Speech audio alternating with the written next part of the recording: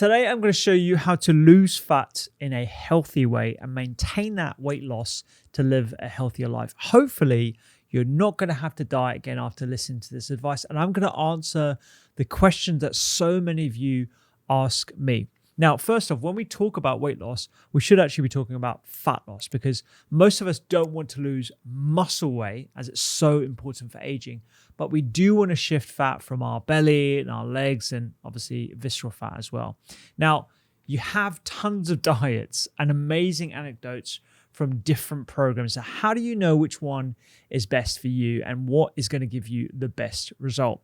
And you can really break down weight loss into a few categories. Now, if you look at this slide that I'll describe for the folks listening on the podcast, you've got simple calorie restriction, macro restrictive diets, got fasting diets, but you've also got some uncomfortable truths, other things that will influence whether you can lose weight easily or gain weight as well. And I'm going to address each of them. I'm going to address each of those different diets and explain the science behind them, plus the pros and cons, so you can make an informed decision as to which one you want to follow so you have the power. And like I said, I'm going to discuss calorie restriction, popular weight loss diets that you've probably heard of like carnivore and keto.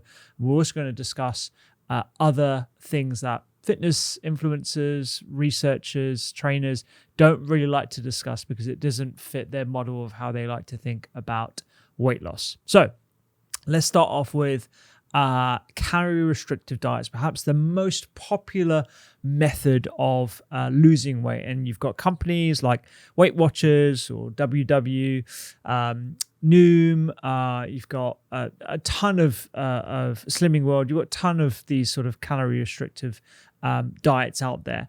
Low-calorie diets are essentially in line with the law of thermodynamics. You can call this the thermodynamic theory of eating. And it's perhaps the simplest way of thinking about body composition, weight loss, as well as weight gain. And the science is pretty simple. Our bodies require and burn a certain amount of energy that we measure in calories to perform all of our daily functions, from breathing and thinking to exercising and even digesting food. Now, that total consumption is referred to as total daily energy expenditure. Surplus to that energy over time generates weight accumulation. So we're having too many more calories above the amount of calories that we are expending. We will store that excess energy generally as fat. Deficit to that energy. So if you're under consuming calories, again, over time, that will generate weight loss. And our body has to tap into stored fat for energy, which leads to weight loss. Stored fat is your body's primary energy source. This state is called a caloric deficit. You've probably heard that as well. And during this caloric deficit, so if you're under consuming calories, your body increases the breakdown of fat stored in those fat tissues via lipolysis. So the fat cells release their fatty acids into the bloodstream, where they're transported to the liver and muscles and they're used as energy. These fatty acids are broken down into what's called ketones. And these ketones can be used as an alternative energy source to glucose. Your body actually prefers glucose, so that's sugar, as its energy source. But in a caloric deficit, where you don't have enough of the glucose, that sugar, to satisfy your demands, your body has to start burning fat for fuel. Now, to explain this, I would say think of your total daily energy expenditure kind of like a burning fire that you need to keep alight. The logs represent food that you eat, and the house represents your fat energy stores. Now, if you run out of logs, you've got to keep that fire burning, then you have to start pulling wood from the house structure and using that as fuel. So if you think about those logs, that's the food that you eat. That's kind of like the sugar in a very, very simple terms. If you don't have that sugar, you've got to switch to what you have available to you, and you've got to start pulling logs from that house structure, which represents fat. In this caloric deficit, as long as you consume enough protein for your requirements, you should lose weight from fat in this state. And as long as you consume enough protein for your requirements in this caloric deficit, you should lose weight from fat. Now, it begs the question, what are your caloric needs every single day? To figure out what your calorie needs are and how to create either a deficit or surplus, you need to figure out what your total daily energy expenditure is, the TDEE. Now, if I explain this slide for folks listening on the podcast, your total daily energy expenditure is made up of a number of components. There's three main ones. There's your basal metabolic rate, which is most of what your energy expenditure is composed of. There's the thermic effect of food, which is about 10-15%. And then there's physical activity, which is broken down into two main parts. Starting off with basal metabolic rate, BMR, this is the amount of energy that your body needs at rest to maintain vital functions. That's breathing, it's circulation. So basically what I'm doing right now, sat in my chair, these are all things that my basal metabolic rate represents. Cell production, temperature regulation. I'm regulating my temperature right now in a room that's actually air conditioned. And this, like I said, accounts for the largest portion of your total daily energy expenditure. This is typically around 60-70%. Now, there are a few things that are out of your control that will influence your basal metabolic rate. Age, gender, genetics, body composition, so how much muscle you have versus fat mass, hormonal balances all affect basal metabolic rate. For example, muscle tissue burns more calories at rest than fat tissues. So individuals with more muscle mass tend to have a higher BMR. You've also got thyroid problems. There's lots of other clinical scenarios that will also affect BMR as well. So just as an aside, that's BMR, not really something that you can have too much impact on. Then you've got the thermic effect of food, or TEF. This refers to energy required to digest, absorb, and metabolize the nutrients that you consume from food. And this accounts, like I said, for about 10% of your total daily energy expenditure. Different macronutrients have varying thermic effects, and I'll talk about this a bit later because that will also give more credence to this idea that calories in doesn't necessarily mean calories out. Physical activity energy expenditure, or PAEE. There are varying terms that you've probably come across, but physical activity. So this is the energy expended during all forms of physical activity. That can be from structured exercise to everyday activities like walking, gardening, or even fidgeting. I'm actually quite a fidgety person. I'm always like moving around in my seat, and I'm inadvertently spending more of my energy every single day. So that can be a natural thing that people do to regulate weight, but it's not something that you have voluntary control over. And it can vary significantly depending on the person's lifestyle and activity level as well. And this contributes anywhere from 15 to 30% of your total energy expenditure every single day.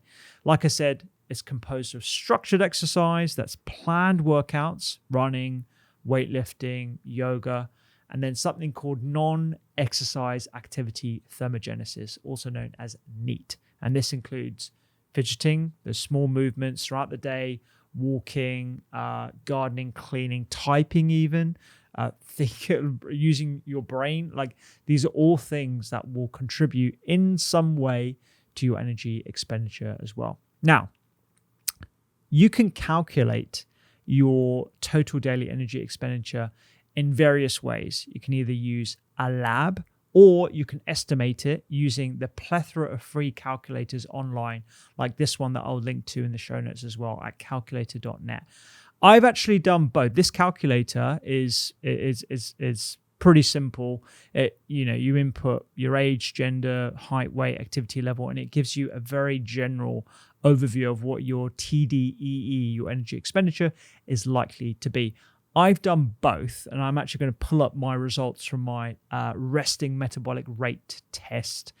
This test costs anywhere between 120 to 150 pounds. To estimate your BMR, you can use the equations like I just mentioned. They use things like the Harris-Benedict or the Mifflin-St. John formulas, which factor in age, gender, weight, and height. But the results are pretty similar. So I'll just give you my words. So the resting metabolic rate test, you literally go into a lab, you lie down on the floor for about 20 minutes, you put a mask on. It is constantly monitoring your heart rate, your CO2, the amount of oxygen and CO2 that you're consuming and expelling. And it gives you a much more accurate measure of your basal metabolic rate. And you'll see here that my expenditure every day varies between 2,200 and 2,500 calories. That was calculated using the lab test. And if I use the online calculator, my calculation is 2,570 calories per day. Pretty much the same. So if you want to save yourself some money and just get a general idea of what your calorie expenditure is likely to be, I would just do the online calculator. If you want to be a bit more accurate, like I like to be, then just use the test. You don't need to do it more than once. So using this information, you can structure your diet and exercise plan according to your calorie requirements. You can do an aggressive calorie deficit, which I do not recommend for reasons that I'll go into a little bit later, or a mild calorie deficit. Conversely, if you're looking to gain weight, you want to be eating more than your calorie expenditure, and that's how you will lose weight over time. If you're looking to lose weight, as long as you maintain that calorie deficit, you will lose weight. Very, very simple. Now, let's talk about the pros. Like I said, very simple, effective, probably has the most evidence base behind it as well. It is very well established as a mechanism for losing weight. Calorie restriction is also particularly effective for losing visceral fat as well. There is a plethora of studies that show that if you are looking to reduce visceral fat, so this is the metabolically active type of fat that coats your organs, that puts you at more risk of metabolic disease, type 2 diabetes, cardiovascular disease, even dementia as well, then this is a good way of reducing that visceral fat pretty aggressively. However, there are lots of different cons with this. Now, this is really popular as a method of cutting for motivated people, athletes, bodybuilders. This is why you find a lot of fitness influencers who are absolutely shredded, who are all about the calorie deficit lifestyle, this thermodynamic theory of eating, because you need a lot of motivation to make this work. Practically, these can be very hard and very restrictive, which is why a lot of people can do it for a couple of weeks, and depending on how aggressive that calorie deficit is, they'll fall right off after a couple of months as well. So you have this yo-yoing effect, and because it affects your basal metabolic rate that I'll talk about a little bit later, it can lead you to gain the weight again. When you do an aggressive calorie deficit, it will slow your metabolism over time. So your body may try to conserve energy by slowing down your metabolism. This is a natural response as the body tries to maintain its energy balance. It's fighting against this calorie deficit. Hence why you tend to see this plateau and then a regain of weight afterwards after a consistent calorie deficit. And this is because your body has evolved to maintain weight as a protective mechanism from our times during famine. We've not got the updated hardware for our modern environment. So as an evolutionary protective mechanism, because we would have gone through periods where we didn't have enough food, our body was like, I'm going to hang on to as much food as possible. If there's less food coming in, I'm going to maintain the energy balance by reducing my basal metabolic rate. And there's nothing really you can do about that apart from adjusting the aggressiveness of that calorie deficit. The other thing that I think is very, very important to mention is people can get hyper-focused on calories instead of the quality of calories. You need protein to preserve muscle mass and reduce hunger. You need fiber to keep you fuller for longer and support your digestive health and provide nutrients. You need healthy fats to support hormone balance and immune health. And a lot of people just blindly go by the calories and they will eat processed food as long as it fits within their calorie balance. And that is the wrong way to think about it as well. And it can perpetuate eating disorders. At the extreme, it can lead people to hyper-focus on any element of calories. And unfortunately, this leads to a spiraling of an improper relationship with food that is quite hard to shake. Because once you know the calorie count of a banana or a calorie count of a handful of nuts, it's very hard to forget that information for lots of people. So it's just something to be aware of as well if you have a propensity to an unhealthy relationship with healthy eating or weight balance. And finally, as we'll learn about later, calories can be very inaccurate. And just because you're consuming something that is labeled as having a certain number of calories in doesn't mean that that's how much you're ultimately going to absorb. There are a number of factors that govern this, and we're going to talk about that a bit later. Just a quick one. If you're enjoying this content, you will love my mini series on inflammation. I go through the different types of foods that you should be having, what inflammation actually is, plus lifestyle practices to reduce inflammation. You can get it for free right now in the link in the caption below. Back to the podcast.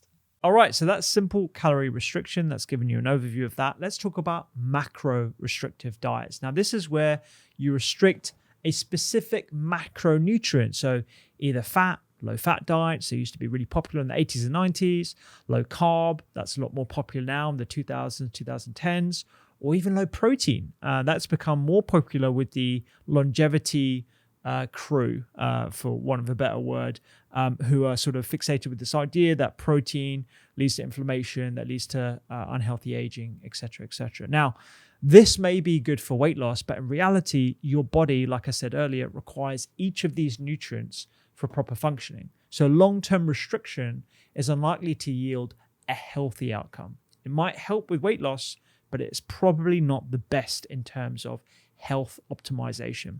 Being deficient in quality fats, quality carbs, quality protein is likely to be detrimental in the long run. But if we're just talking about weight loss, and we refer to low fat, Atkins, South Beach, carnivore diets at the extreme, why do these work? Well, they're just really easy to follow. It's cut the carbs or cut the fat, cut the protein or lower the protein, whatever it might be. They're just super simple. And for a lot of people, that's a lot easier than what I just described earlier of figuring out your calories and figuring out, how much calories you're going to come in on breakfast, lunch, and dinner, making sure that I've got enough protein, yada. If you just cut the carbs, it's very simple. Like, meat and veg, great. It's kind of hard to overeat on those things. It's possible, but it's kind of hard to overeat on those things. And that's why people find it just intuitively makes sense. They get more energy from the calorie deficit, etc., etc. The elephant in the room is that the more restriction you have in terms of low carb or low fat, the easier it is to consume less calories. And that, unfortunately, is probably the reason why a lot of people find success with weight loss with these diets. It's not because of some funky hormonal milieu of changes. The simplest Occam's razor approach to all of these diets is that you tend to just consume less energy. It's easier for you to consume less energy as well. In addition, if I'm specifically talking about those low carb diets, so Atkins, South Beach, paleo, they're high protein. And protein is satiating, so you tend to consume less calories as well. And in addition, there's the high thermic effect of protein. So I mentioned this a little bit earlier. If we go back to the breakdown of how we expend our energy each day as part of your total daily energy expenditure. So if you think about this graph, you've got BMR right at the base of this bar chart. You've got the thermic effect of food, a slim slither, which is about 10%. And then you've got physical activity, which is about 30% on top of that. If we're just talking about the thermic effect of food, as part of your energy expenditure, 10% of that energy comes from simply processing and digesting food, the thermic effect of food. And some calories in the food you eat are used to digest, absorb, and metabolize and store that food. And protein has the highest energetic cost of processing. So that is to say, your body has to work harder and actually use more energy in the form of calories to break down the protein, requiring around 20 to 30% of the calories from protein to be used purely for digestion and metabolism. So if I bring your attention to the chart next to this, for the folks listening on the podcast, you've got the thermic effect of food. On the x-axis, you've got protein, carbs, and fats, different bar charts. And then on the y-axis, you've got the thermic effect of food in terms of percentages. Protein has by far the highest thermic effect. It's requiring 20 to 30% of the calories from that protein just to be used from digestion. For the others, carbohydrates, they have a moderate thermic effect of food. That only takes around 5 to 10% of carbohydrate, of the calories from carbohydrates to break them down. And fats have the lowest, requiring only 0 to 3% of the calories for processing. So all this is to say, when you're consuming high amounts of protein, you're actually going to be using a lot of the energy from that protein to actually digest the protein in itself. Hence why it's easier to maintain this calorie balance and not overeat on a low carb diet. So when people say they've gone on a high protein diet and they've found it's wonderful and the weight's slipping off them, those thermic effects, those small but significant thermic effects, can compound into meaningful amounts of weight loss over time, which is why it's, I agree. I think, for some people, a high protein diet as a short-term strategy is not bad. It's not a bad thing. And depending on the individual and their risk of cardiovascular disease and dementia and what their cholesterol is saying and where they're getting their protein from, I think it can be a good strategy. Overall, when you compare these macro restrictive diets with simple calorie restriction, as long as the calories are equal, there does not appear to be a benefit of either one. So in head-to-head comparisons of these diets, neither low carb or low fat, there doesn't appear to be a significant difference between them, and when looking at them against calorie deficit diets, when looking at weight and fat loss alone. The determining factor appears to be adherence and calorie control. So if you enjoy that low carb diet, or you enjoy even the low fat diet, I don't know why anyone would enjoy a low fat diet, to be honest, because I love fats, but if you enjoy either of those diets and you can maintain said diet, then that's the best diet for you. At the extreme, however, I do want to mention carnivore diet. So the carnivore diet is built around consuming only animal-derived foods, including meat, fish, eggs, animal-based fats like butter, lard. All plant-based foods, including fruits, vegetables, grains, legumes, nuts, and seeds, are completely excluded from the diet. It's essentially a zero-carb diet, and it emphasizes proteins and fats as the primary macronutrients. Now, I don't want to dismiss people's experiences with this diet, but it's not the best. Now, proponents claim that eliminating these plant foods reduce inflammation caused by anti-nutrients such as lectins and oxalates found in some plant foods. Some individuals report relief from digestive issues such as bloating, IBS, when following a carnivore diet. And as a short-term diet, it may actually provide some potential therapeutic benefits for people in specific circumstances, such as those with genuine intolerances to food. However, a recent paper looking at mouse models suggested that long-term adherence to either keto or carnivore-style diets may be pro-inflammatory and pro-aging. They actually observed changes in key organs such as heart and kidneys, where the accumulation of something called senescent cells contributed to systemic inflammation and toxicity. Senescent cells are sort of like aged cells that are like hanging around, and they just basically produce a lot of inflammation and they don't get cleared away by the immune system. These are the kind of cells that you don't want in excess, and they can contribute to overall systemic inflammation that can be pro-aging as well. Other studies have shown that it's promoted cardiac fibrosis, so that's fibrosis of your heart, and dysregulated mitochondrial function due to chronic inflammation. So now if you've got damaged mitochondria, that's going to lead to more inflammation, but that's going to lead to less energy as well. And if you're feeling sluggish or you're lacking energy and you're on a carnivore diet, this is the time to take a break. And actually, a lot of people who are advocates and proponents of a carnivore diet have actually started including more carbs, fruit, and dairy into their diet. I'm actually talking about one guy called Paul Saladino, who's a psychiatrist. I don't think he's a nutritionist or anything like that. There's also Dave Asprey from Blueprint. Is it Blueprint? No, Bulletproof Coffee. A lot of these and others have publicly talked about the detrimental impact on their sleep, on their energy levels, on inflammation, joint pain, brain fog. And they've since gradually weaned off the strict animal-based only diet to actually include a variety of other foods as well, like fruits and berries and a number of other ingredients that are very healthy. And I guess we all regress to the mean over a long enough time period. I think humans have evolved to require all those different food groups, including carbohydrates and fats from plant-based sources, so berries, vegetables, starchy carbohydrates. And if you want to continue a keto lifestyle, my advice would be to take keto breaks regularly. So I've got this graph up here. The extreme, you've got, animal-based only, and the other extreme, you've got like raw fruitarian.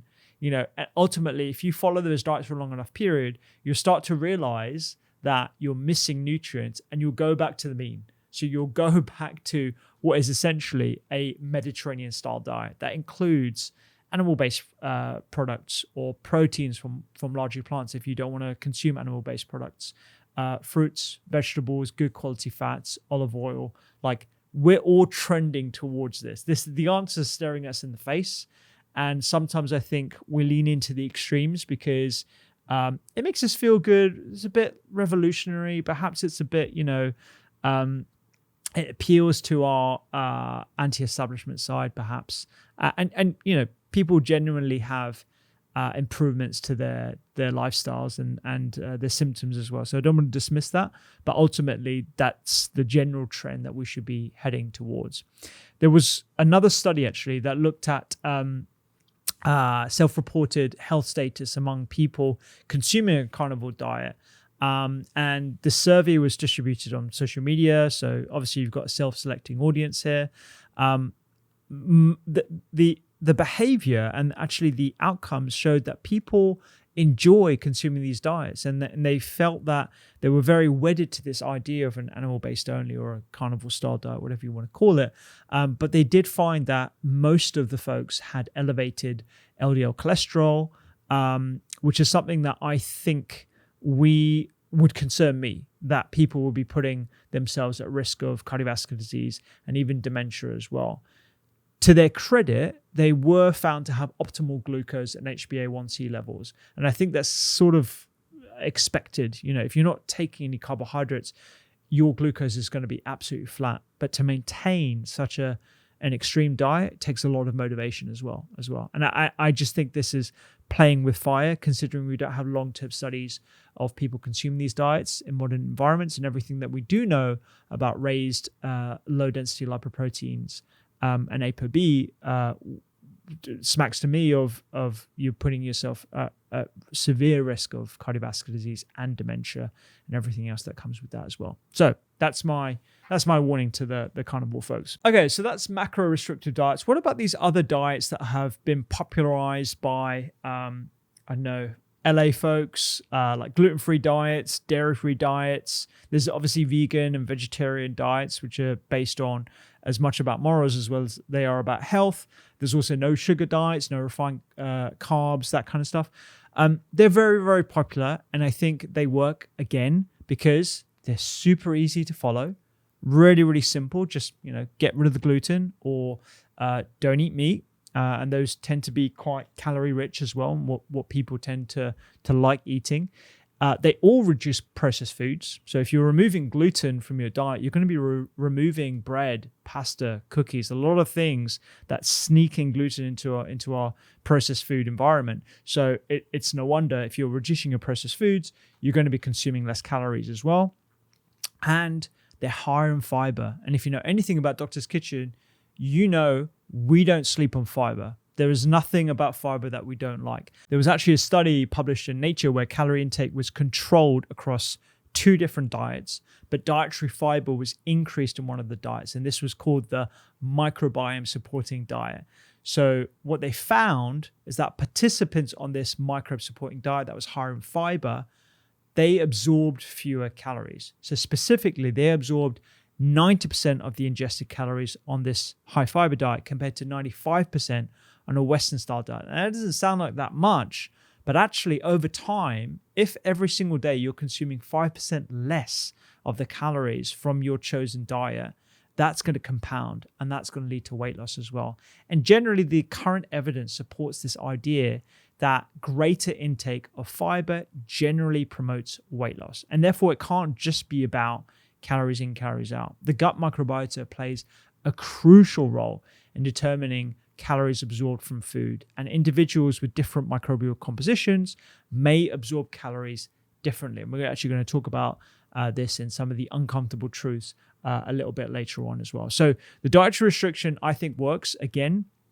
through, it's less calories as well, but it certainly can increase the quality of the foods that you're consuming, because you're removing a lot of the products that are ultra processed. And if you just simply remove ultra processed foods from your diet, you'd be really, really surprised at not just the weight losing effects, but also the effect on your mood and your general state of well-being too. Okay, let's talk about fasting and intermittent fasting schedules. These have become really, really popular, and there's so many different names out there. You've got time-restricted feeding, intermittent fasting. These are all dietary approaches that involve alternating periods of eating and fasting. And there's various methods that you probably heard of: 5-2, alternate day, 16-8. Strictly speaking, intermittent fasting involves severe calorie restriction on specific days. So that's like the 5-2 model, where you're eating a normal amount of calories on Monday to Friday, and then the weekend you drastically reduce it to something like 700 or 800 calories, depending on your individual requirements. So that's intermittent fasting. Time-restricted feeding involves simply changing the feeding window with no change to your calorie intake, other than maintaining an isocaloric way of eating, i.e. you're not overeating, you're not undereating. So it simply involves when you eat your calories, not how much you should be consuming at all. Now, which mode of fasting is best for which person? Super hard to ascertain. There's likely to be huge variability in individual responses. So it's a bit of trial and error. Now, we know it definitely works for weight loss. It's definitely something that probably has some metabolic benefits. There is a question as to whether fasting has longevity benefits. We don't really have a clear longevity marker. We don't have a marker of like how fast you are aging that I think is particularly accurate. There are some epigenetic clocks out there and the various other methods, but I don't have that much confidence in them. So there is a question mark over these longevity benefits. But in general, they tend to work on similar principles, these fasting mechanisms. Why does it work for weight loss? Well, insulin sensitivity is one thing that definitely improves with fasting, and this can enhance your body's ability to utilize glucose and store less fat. So during a fasting period, your insulin levels will drop because your insulin is released from your pancreas in response to food that you consume in the form of carbohydrates. So when you consume food, your insulin level goes up, so you maintain a steady state of sugar level in your blood. And the insulin will drive the sugar into cells where it's required to be used for energy. So your muscle cells, your liver cells, etc. During fasting periods, your insulin level flatlines. Therefore, the body has to access stored fat for energy, and it encourages this switch. And this brings me on nicely to metabolic switching. This refers to the body's ability to transition between different sources of energy based on availability and demand. So during this fasting period, or even in scenarios where you have very low carbohydrate intake, i.e. you're not spiking your insulin level, the body shifts from burning glucose, which is its primary and preferred energy source. So this is the sugar that you get from bread that you've just consumed, let's say, to burning the stored fat. And this switch enhances that fat oxidation that can lead to greater fat loss over time. You have also something called glycogen stores. These are the stored form of glucose that you hold in your liver and your muscles.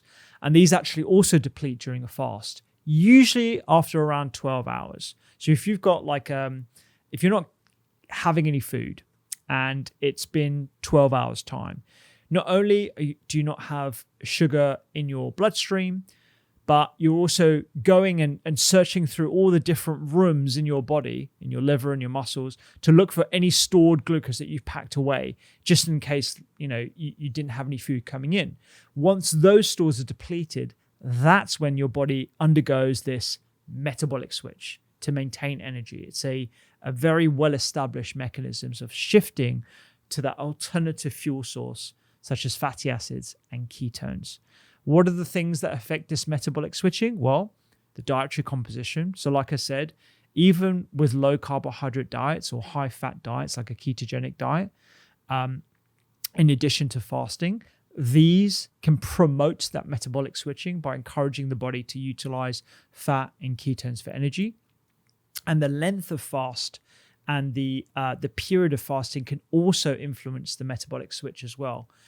Generally, the switching occurs after 12 hours, but there is individual variability as well. It depends on what your last meal was as well. So that's why when you find athletes who are preparing for a long run, let's say, they will start what's known as carb loading colloquially, where they're trying to pack in as much glucose into their body so they store that glucose into their liver and into their muscles for when they're doing that massive bout of exercise, generally endurance exercise. They will have to have a longer period of fasting to deplete those glycogen stores to make the metabolic switch into fat. Now, with different people and depending on genetics, that switching effect can be changed, can be different, and there's individual variability in that as well. Another thing that can influence this metabolic switch is exercise. So this can actually enhance the effects of metabolic switching by depleting those glycogen stores more quickly and promoting that fat oxidation. So let's say you're at the end of a fast, it's 12 hours, and you start you go to the gym and then you start on the treadmill or you start on a bike. You're going to rapidly encourage your body to rapidly search through all the different areas in the body where there's glycogen stores, utilize that glycogen, and then you're going to have to rely on fat stores if you've got fat stores. Everyone's got fat stores, but that's when you get that metabolic switch to fat and you start burning those fats and ketones for energy instead of the glucose that you don't have. And like I said, there's individual genetic factors, metabolic rate, individual physiology. These can all affect the efficiency and timing of that metabolic switch. So this is all to say, fasting is another environmental trigger to make the switch and to encourage that metabolic switching a lot easier as well. When you make that metabolic switch, you're essentially tapping into what's known as ketosis. So this is where you produce or you mobilize the fat and you create the ketones and you utilize those ketones for energy. And that leads to ketosis. This is where the body produces ketones from fat and they use this as energy. And this further promotes fat burning and weight loss as well. The same thing happens with calorie restriction methods. It's the same thing that I mentioned earlier, but it's just something that people find easy to tap into with a fast. It can certainly be very, very effective for certain people as well. And to be honest, the reason why it works, super simple. It's a very simplified eating plan. Having designated eating and fasting periods, times when you eat and times when you do not eat, or the alternate day or intermittent fasting methods where you just do not eat for an entire day. Individuals might find that really easy to avoid the mindless snacking and emotional eating or just counting calories in general. It's just a very, very simple plan that a lot of people have found success with as well. And obviously, the whole thing, even if you're doing time-restricted feeding, you're going to be putting yourself most likely in a calorie deficit. The reason why is because up to 25% of calories every single day comes from snacking. And if you're having these designated eating times and fasting times, individuals might find it easier to avoid the mindless snacking and emotional eating that occurs usually at the end of the day or in front of the TV or just out of boredom as well. So you're probably putting yourself in a calorie deficit just a lot more effortlessly than the sort of more rigorous calorie counting methods. So when you compare this to calorie restriction methods, research shows that these fasting methods can lead to 3 to 8% weight loss over a 3 to 24 week period, with significant proportions being lost from fat. It does improve health markers, probably because of the fat loss, but that aside, it can improve things like blood sugar levels. It decreases your insulin resistance, lowers cholesterol, reduces inflammation. It's very hard to disentangle this from the weight loss effect itself, but those are what the studies definitely show.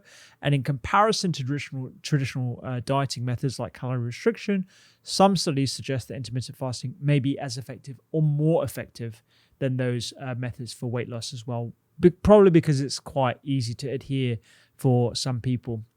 And actually, there was a 2023 meta-analysis comparing traditional dieting calorie restriction methods to intermittent fasting, and they found comparable effectiveness for weight loss. Overall, many studies looking at fasting methods have found that on average, people who stick to a time-restricted eating method or intermittent fasting regime consume less calories than traditional calorie restriction methods. So it could be helpful if you've been on diets before and have not been able to stick with them. This could be a more helpful way of promoting the consumption of less calories overall. That's a very simplified way of looking at it. You can talk about the benefits of autophagy, which is this process of cell cleanup, and those longevity benefits that we're talking about, the mindfulness benefits. There are probably a lot more reasons to explore with intermittent fasting. But you can also get those autophagy benefits from calorie restriction as well. So it's definitely up to the individual. And I think I've seen a lot of patients and colleagues utilize these methods to great success. And so I think it really depends on the individual. You've also got to be aware of eating disorders when it comes to time-restricted feeding and intermittent fasting methods as well. Now, you're probably thinking that, I'm hell-bent on just reducing calories. Whatever your choice of diet, counting calories is all that matters. But I want to address some uncomfortable truths to be aware of. And I don't think this gets much attention from the dieting industry, who are just trying to sell you a very simplified method of counting calories, reducing calories and plans and all that kind of stuff. There's a lot more than just the calories. That I know it seems like I've just gone on about calories and that's all I care about. There's a lot more than that as well. There's some uncomfortable truths. So these are the things that you probably don't hear too much about, particularly from fitness influencers. Just reduce your calories. That's so, it's not as simple as that, unfortunately. So individual absorption of calories varies greatly. Food processing can affect the absorption of said calories. The labeling of calories is particularly inaccurate. All this means is a calorie eaten is not necessarily a calorie absorbed. So first off, why don't we just talk about calories as well? I've talked about calories this whole time. I didn't want to give you this history lesson, but I will just take you down memory lane for a little bit because I think it's important. So in the 1800s, Wilbur Atwater and his colleagues, they devised a system to figure out how much energy, that is, how many calories, that's how we measure the energy, various foods contain. And they used something called a bomb calorimeter. And then this bomb calorimeter basically allows you to burn food samples and record the energy release that they have in the form of heat. 1 calorie is the amount of energy needed to raise the temperature of 1 kilogram of water by 1 degree Celsius. There is no debate about this, okay? So every calorie is the amount of energy needed to raise the temperature of 1 kilogram of water by 1 degree Celsius. There is absolutely no debate on that. Everyone uses this calculation. Using Atwater's calculations, 1 gram of fat is generally 9 calories. That's how much energy is produced, and that's how much you consume if you have 1 gram of fat. And 1 gram of protein and 1 gram of carbs is 4 calories. We still use these same exact numbers for calorie counts on foods today. Nothing has changed. But the issue is, you won't absorb 100% of those calories that you consume. And here's why. A lot of these calories will simply just pass out of your body undigested in feces and urine. There is a lot of variability between how people absorb calories differently. Research has shown that people absorb wildly different amounts of calories from the same foods due to various factors like your gut microbiota composition, your digestive enzyme levels, genetic differences. There is a real big difference between how much you will absorb from, let's say, if you imagine an apple, some people will absorb 95% of the calories in said apple. Some people will absorb 60% of the calories in the apple. There's a big difference. And that's just one ingredient. And there'll be variations on different ingredients over the entire course of a day as well. So that's an uncomfortable truth that we need to get a lot more comfortable with. How processed a food is and the fiber content of ingredients can also change the calorie absorption, as we've discussed. So in the example of an almond, the size of the particles of an almond determine the absorption of the energy. So if you look at this very simplified diagram that I've got that I'll explain for the podcast folks, on one side you've got whole almonds, that is raw, skin on, there's 100 calories of that. In the middle, you've got ground almond flour. So this is a lot more broken up. The particles are smaller than the whole almonds. And on the far right, you've got almond butter. This is pureed to the point where it's almost like an oil. And actually, you'll get some oil separation from that. They're all 100 calories of almonds. But you will absorb the more processed almond butter. You will absorb more of those calories than the whole almonds at the other end of the spectrum. And that's purely because of the food matrix, the processing that same amount of calories of almonds has undergone. This is something that is undeniable. And there's lots of studies to demonstrate that you'll absorb less based on this as well. This is something that calorie counting cannot account for, the absorption of the calories that you consume. In addition, calorie labeling on food can be wildly inaccurate itself. So the FDA actually allows up to 20% difference between what's on the nutrition label and what's actually accurate. Now, this doesn't sound like a lot, but over time, it will certainly stack up as well. So this, again, I think is another reason why people can't take calorie counting too seriously. Our biology is far too messy to create a process to accurately convey these exact numbers. Let's talk about the other things that can affect weight as well. But I'll stop talking about calories so much. Lifestyle, environment, gene influences, supplements, these all affect your weight. Within the lifestyle category, let's talk about stress. Stress can definitely affect your weight. How does it do this? Well, at a neurocircuitry level, chronic stress can affect brain regions involved in motivation circuits. This changes your sensitivity to rewards. It changes your food preference, and it changes the wanting and seeking, particularly of hyperpalatable foods.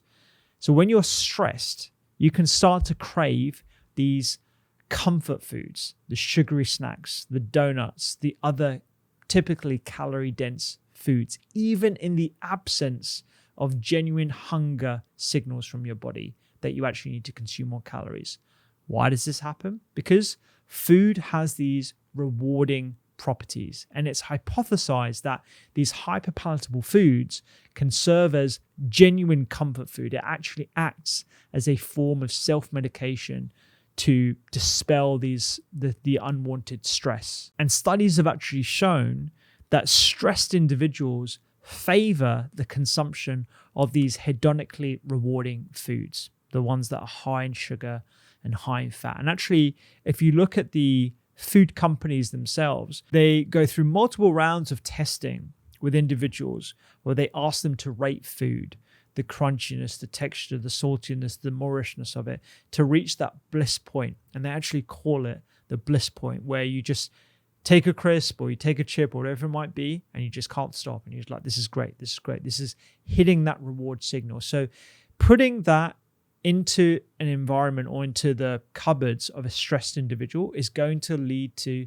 overeating, because you're using that food as a reward mechanism and potentially even a self-medication mechanism as well, which is pretty wild to think about. And considering how many of us are chronically stressed, you can see why this can lead to emotional overeating. Stress can also lead to metabolic changes that promote weight and body fat mass as well. And studies have shown that the role of the hormone cortisol in stress-related eating can lead to weight gain. Chronic stress leads to this elevated cortisol level, which is a normal hormone that pulses up and down during the day, usually has a rise in the morning and then peters out over the day.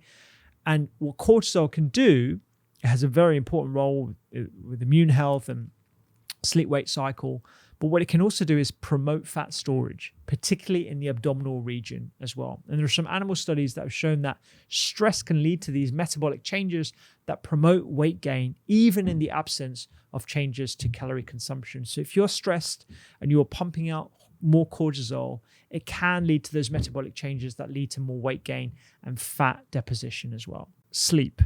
Sleep, you could argue, is a form of stress. It's a very common stressor that may contribute to the increased propensity of obesity and metabolic diseases. Sleep deprivation can lead to insulin resistance. It can lead to raised blood pressure. It can lead to atherosclerosis. And it's estimated that 30% of adults in the US sleep less than 6 hours per night, which is wild. And in laboratory settings, they've shown that insulin sensitivity was reduced in sleep-restricted individuals, plus ghrelin levels increase, that's a hormone that makes you hungrier, plus leptin levels, that's a hormone that signals satiety, is reduced. So the net effect is that you crave more food and you eat more calories as well. So this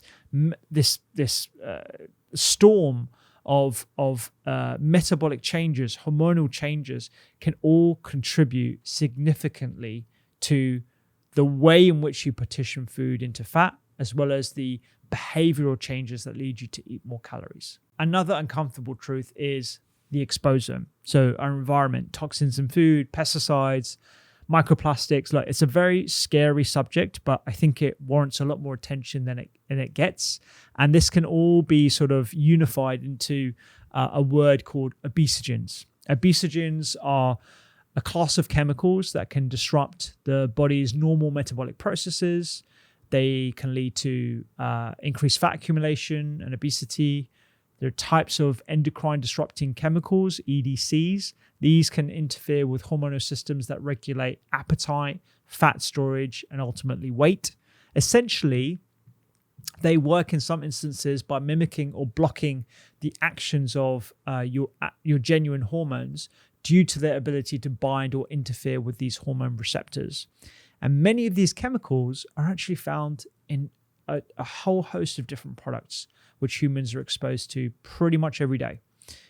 Plastics, chemicals applied to furniture, electronics, personal care products, baby bottles, waste bottles, and yes, food as well. And I want to bring up a paper that was just published in the International Journal of Obesity this year, where they describe a new model of assessing and preventing obesity, which encompasses not only excess energy consumption that I've spent a lot of time talking about already, but also exposure to these obesogens. Now, some of these potential obesogens are shown in this table. A lot can be found in processed foods, but also personal care products. And I'll just go through them in a little detail. So there's BPA, bisphenol A, that's now very well recognized as being an obesogen. There's also phthalates, PFAS. There's also some that are on the fence, so non-nutritive sweeteners. There's a whole bunch that I can't actually pronounce, monosodium glutamate, there's methyl and butyl parabens. There's a whole host of different chemicals, and probably more in the pipeline that we just haven't got around to studying at this point. These chemicals have the potential to contribute in some way to weight gain, as well as the other detrimental effects on health as well. How do these affect your weight specifically? Like I mentioned, they alter your hormone regulation. So these obesogens can mimic and interfere with the function of hormones like estrogen, testosterone, thyroid hormones. This disruption can affect metabolic rate. It can affect appetite control and the regulation of fat storage. It can also affect something called adipogenesis. So these chemicals can promote the differentiation of your pre-adipocytes, so these are the precursor cells to fats, into fat cells. This is all to say that it can increase the number of fat cells in the body. There are also metabolic changes as well. It can lead to insulin resistance. So these obesogens can impair insulin signaling that leads to insulin resistance, which is a condition that promotes fat storage and is essentially a precursor to type 2 diabetes as well.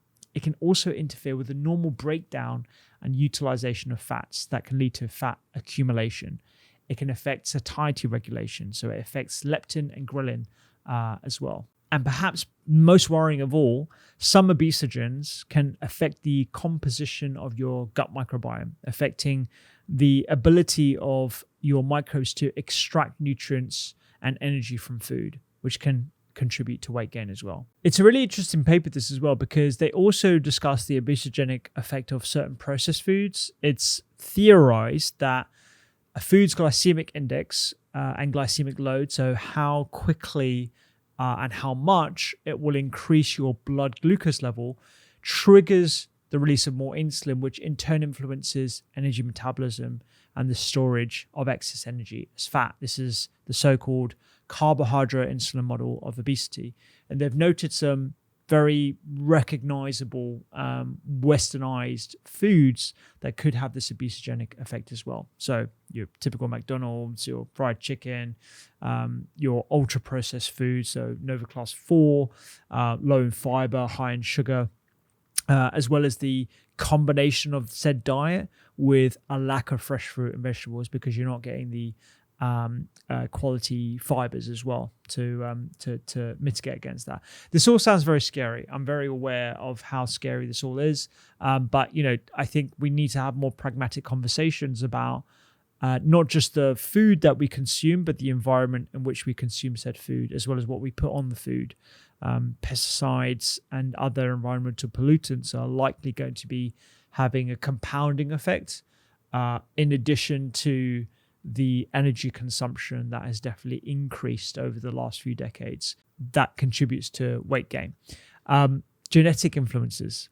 Some of us genetically are more likely to put on weight in the wrong places. So body fat distribution is regulated by genetics, and this distribution pattern varies across ethnic groups independent of whether they're actually obese or not. So as a South Asian myself, I'm more likely to have more visceral fat compared to a European counterpart, and Africans have less visceral fat than Europeans. Consequently, South Asians tend to be more susceptible to type 2 diabetes, even with lower BMIs compared with Europeans.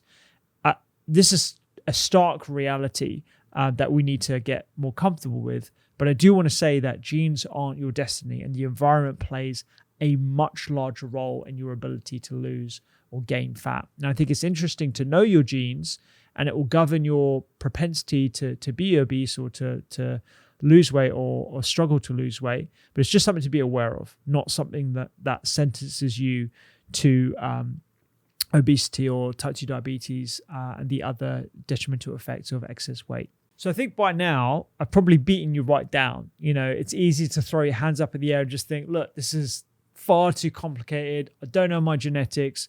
The calorie labels are all wrong. I don't know how many calories I actually absorb. I don't know exactly how many calories I burn. My stress affects it. My weight, all these different elements can all have an impact on your ability to gain or lose weight. So look, this is how I would approach weight loss in the most compassionate as well as evidence-based way as possible. These are the things I would do. I would get an idea of my caloric burn. I would actually do that. I would do a test in a lab, as I have done, that checks my resting metabolic rate. Or if I wanted to do it for free, use a calculator that incorporates my activity level to give me a ballpark figure, given all the caveats I've just talked about what my total energy expenditure is likely to be every single day. I would not take this number too seriously, but I think it is useful for people to know this ballpark figure. Number two, I would get an idea of my caloric intake. So I would actually track calories for around 7 days, so everything I eat and everything I drink, and take an average of those 7 days using a simple calorie counter free online like MyFitnessPal or the plethora of other apps out there. Again, given all the caveats, I would not take these numbers too seriously, but I think, again, it would be useful for me to know this ballpark figure. Using this information, I would choose a dietary approach or pattern that I really enjoy. And that could be low carb, it could be vegan, it could be paleo, it could be Mediterranean. It doesn't really matter when we're talking about weight loss. And as I've discussed, different diets will work differently for different people, but the best diets for weight loss will absolutely incorporate two qualities. It will be hypocaloric. So you'll eat less calories than you burn, and it will be sustainable. It will fit your food preferences and lifestyle. And it's something that for you will be easy to adhere for. And that's going to be different for different people. So the question you should be asking yourself isn't which diet is best for weight loss or which is best for visceral fat. It's actually which diet is going to better enable you to control overeating in the long run, doesn't restrict nutrients of importance to your health, so vitamins, minerals, and phytonutrients, and is easy for you to stick to. Those are the criteria that you should be asking yourself when you choose a diet, any diet. Now that I've got my diet, I would calculate using that diet a 10% calorie deficit with that eating pattern. I'm using 10% as a deficit because that's unlikely to shock my body where I'm going to lose too much weight too quickly. It reduces my basal metabolic rate and then can lead to a plateau and then a rebound effect. That's what tends to happen if people go too aggressive with a calorie deficit. You find this yo-yoing effect and a general trend upwards. It's a very unfortunate situation that a lot of people find themselves in. So a 10% deficit is unlikely to shock your body, and it's more likely that you would adhere to that deficit in the long run as well. So if we use a very simple calculation, if I do my calorie requirements each day, then it incorporates my height, weight, activity levels using a calculator. And for me, it's 2,500 calories. If I reduce my consumption of calories to 2,250 calories, that is a 10% deficit. It's quite easy to adhere to that for me. The fifth thing I would do is ensure that within that calorie budget, I will ensure that I'm getting at least 1.5 grams per kilogram of protein per day, or calculate 30% of calories are coming from high protein sources. So using the same calorie measurements as before, this means I'll be having around 700 calories every single day coming from protein, or using what my preferred method is, which is using my weight.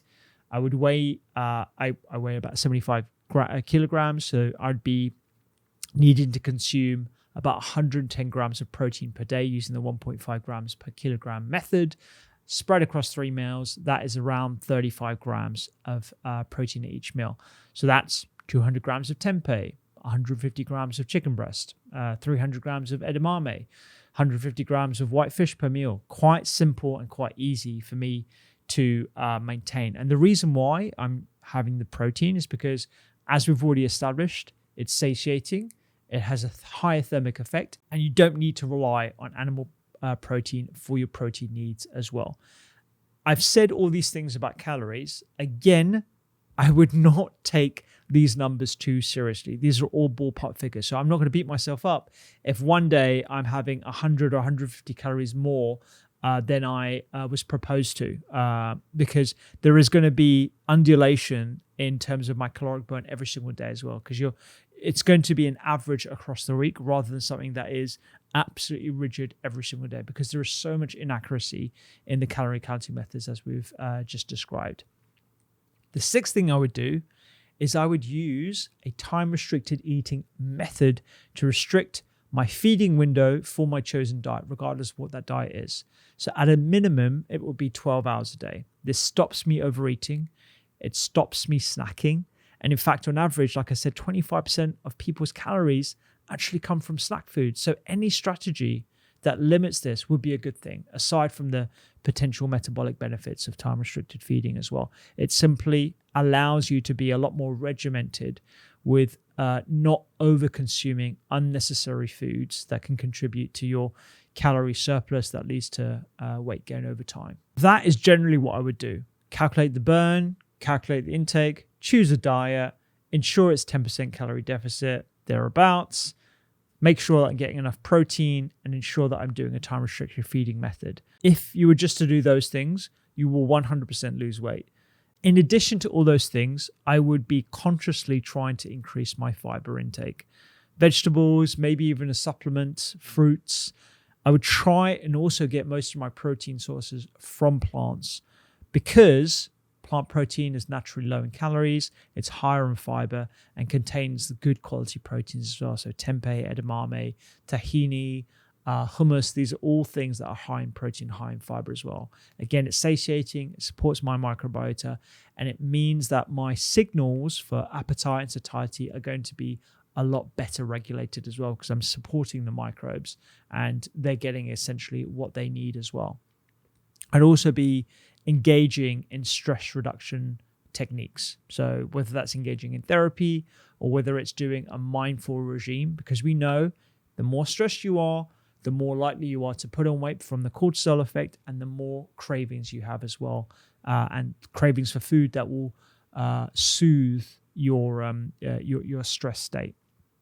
I would ruthlessly prioritize my sleep. I already try and do that as much as possible, but optimizing my sleep environment, my go-to-bed time, and ensuring that I'm not eating too late as well, that can affect the sleep quality. I would avoid processed foods like the plague. It affects your satiety, it affects your ability to naturally regulate eating, and generally it is not good for metabolism as well. I would walk as much as possible to increase my general energy expenditure, and I would reduce exposure to obesogens using glass, ceramic, stainless steel, and cast iron. These are all the additional things that I would do to the general dietary approach. And again, I just want to labor this point. This is said against the backdrop of me recognizing the sheer inaccuracy and many flaws of calorie counting as a method. I do not take calorie counting too seriously. There's lots of inaccuracy and variability person to person, but as an exercise to recognize whether you are over or under consuming food, and as a method of weight loss, I think it's a worthwhile activity. Finally, people ask me this all the time. Are there supplements that help me lose weight? These are the supplements I would go for. Protein. Protein, like we said, improves overall satiety when taken right before a meal. Most studies available look at high protein diets, but we know that if you are more satiated from ensuring that you're getting adequate protein during the day, you're less likely to snack and overeat. And during weight loss, there's also the risk of losing muscle mass along with the fat. So protein helps preserve that lean muscle tissue when coupled with exercise. Important caveat there. When coupled with exercise and you're having adequate protein, it will allow you to preserve that muscle tissue that you want to keep. You can try whey, casein, or plant-based protein powders. You can go for unflavored versions. I know these are more convenient options. I would ensure that you're not getting any with sweeteners, and I would use those to help you keep full during the day. Or you can use high-protein snacks, edamame, roasted chickpeas, nuts, and seeds. These are great high protein additions to your day that will maintain your satiety. The second thing is caffeine. Products that contain caffeine all have fat burning properties. It stimulates the central nervous system to increase the release of adrenaline, and that can enhance something called thermogenesis. This process essentially boosts the body's energy expenditure by increasing heat production. That's thermogenesis. And that essentially helps you to burn more calories, even at rest. It has a lipolytic effect. So we talked about lipolysis before.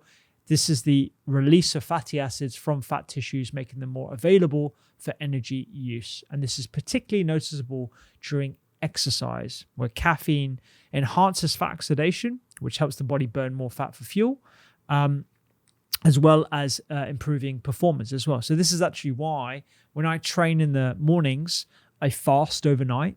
I have a black coffee in the morning, and not only does that engage the effect of caffeine on my fat stores, but it also improves the performance and endurance of my body during a training session, which would ultimately increase the amount of energy I burn too as well.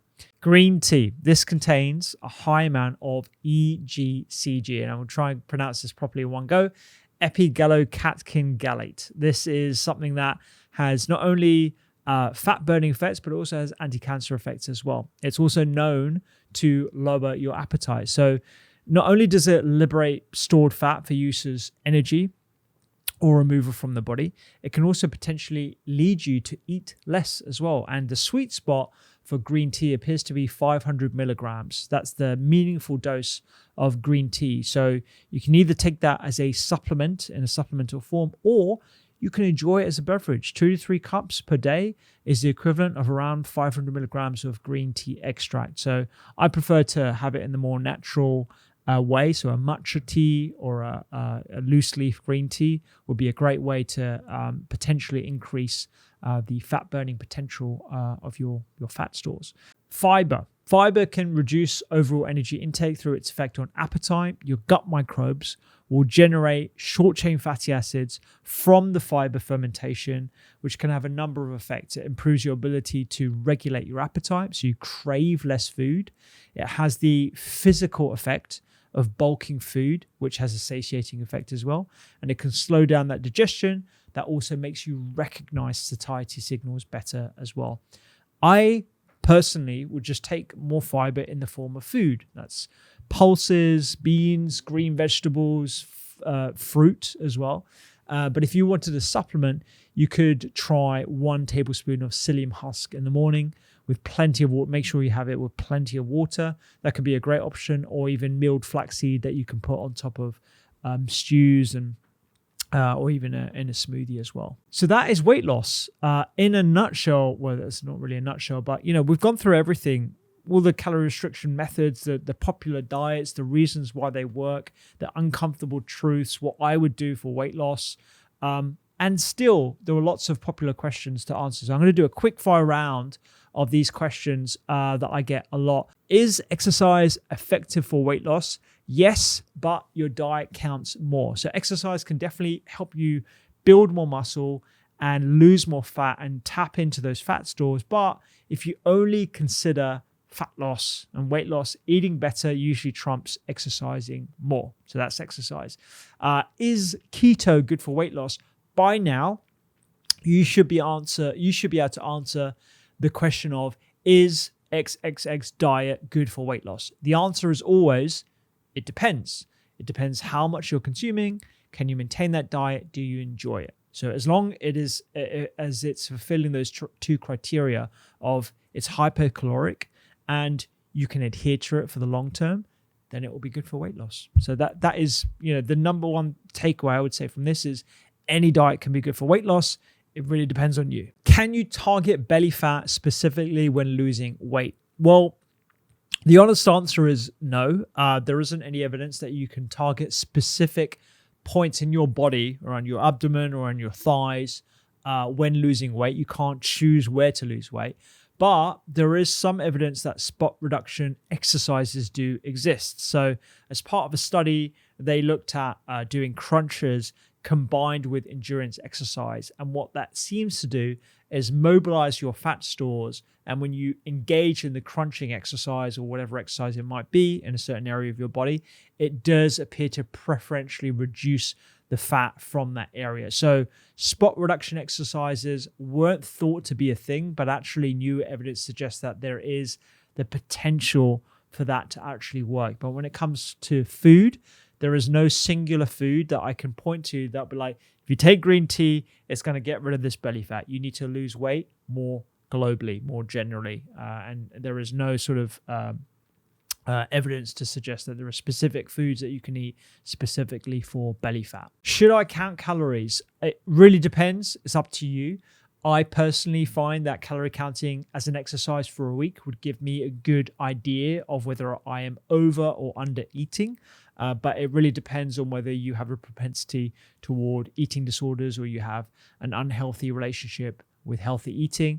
In that case, I would not recommend you count calories, but as an exercise to figure out where you are in that calorie balance, I think it might be a one-off exercise to do, but not something that I would recommend doing every single day, every single week. No one wants that. My thoughts on weight loss shakes: avoid them like the plague. They will give you a very short, sharp energy and calorie reduction that can massively reduce your basal metabolic rate. And when you go to even eating the same amount that you were eating prior, because of your reduction and that basal metabolic rate, you'll find yourself in a calorie excess. And that's what typically leads to yo-yo dieting. So when you yo-yo diet, you tend not to yo-yo in this way, you tend to yo-yo upwards. And you find a lot of people in situations where they've been chronic dieters, chronic crash dieters, and that is associated with increased weight gain over time. So I would avoid weight loss shakes if you can, as much as possible. My thoughts on weight loss pills: the dangers of weight loss pills. So the fat burners that have a bit of amphetamine in, the dangers do not outweigh the benefits. The only weight loss supplements that I've suggested are protein, green tea, caffeine-containing products like coffee, and fiber supplements. And finally, are there foods that promote or reduce visceral fat? So overall, energy consumption is what matters. So if you are in a caloric deficit using whatever strategy you like, you will lose visceral fat and the belly fat as well. However, saturated fats can actually preferentially increase the amount of visceral fat that accumulates compared to monounsaturated fatty acids and polyunsaturated fatty acids that you tend to get from plants. So good quality olive oil, avocado, nuts and seeds, these are not going to increase your visceral fat. Saturated fats, mainly from processed animal products, bacon, processed meats, fatty cuts of animal-based products, so like lots of fat from beef and turkey, that can lead to visceral fat accumulation. So I avoid those and focus on plant fats if you're looking to reduce visceral fat. But overall, it is really about energy expenditure and ensuring that you are in that caloric deficit. That is weight loss in a nutshell. I'm sure you're going to have loads more questions, but hopefully that gives you the equipment and the evidence base to assess any claim that you see online about whether something is going to be good for weight loss or bad for weight loss. You now have all the tools to address those claims online. And if you have any comments, let me know on YouTube down in the comments below. I'll see you here next time. If you want to learn to recognize the health foods that are actually quite unhealthy, I would check out this video right here.